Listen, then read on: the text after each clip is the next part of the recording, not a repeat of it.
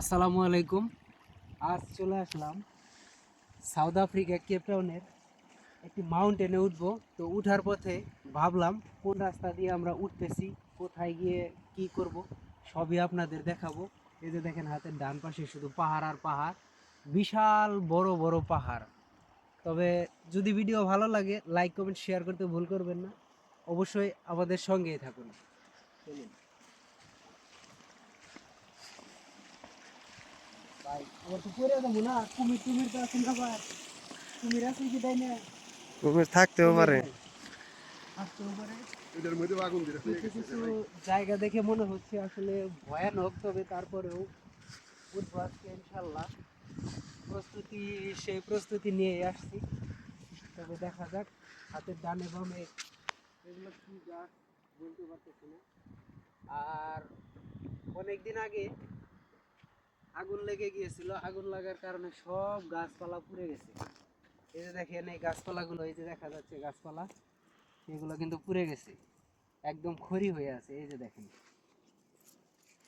আর এইখানে অনেক হাজার হাজার আগের বছর পুরনো কিছু কিছু গাছ আছিল, তবে সেগুলো পুড়ে গিয়েছে। আর আগুন যখন লাগে, এই এলাকার আশেপাশে যারা থাকে তাদের অনেক কষ্ট হয়ে যায়, কারণ তারা দৌড়িয়ে পালানো ছাড়া কোনো বিকল্প কোনো রাস্তা নাই। এটাই বাস্তব। এই যে দেখেন মাউন্টেন, এখান থেকে দেখা যাচ্ছে একদম ছোট, কিন্তু যখন আপনি উঠতে যাবেন তখন কিন্তু মনে হবে প্রায় এটা উঠতে কিন্তু মোটামুটি হাইটে উঠতে 3 ঘন্টা সময় লাগবে হাইটে উঠতে। আবার নামার সময় কিছু সময় কম লাগবে, হয়তো 20-30 মিনিট কম লাগতে পারে। এই হচ্ছে পরিস্থিতি। যে দেখেন গাছগুলো কিন্তু পুরো ছাই হয়ে গেছে, কিছুদিন আগে আগুন লাগছে যার কারণে পুরো সব গাছপালাগুলো ছাই হয়ে গেছে। আর অবশ্যই ভিডিও ভালো লাগলে লাইক কমেন্ট শেয়ার করে অন্যকে দেখার সুযোগ করে দিবেন।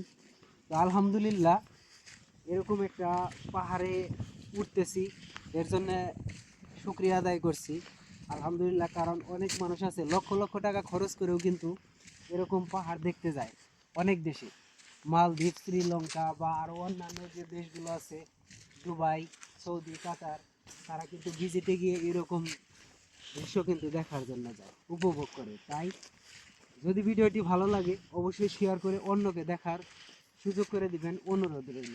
এই যে দেখেন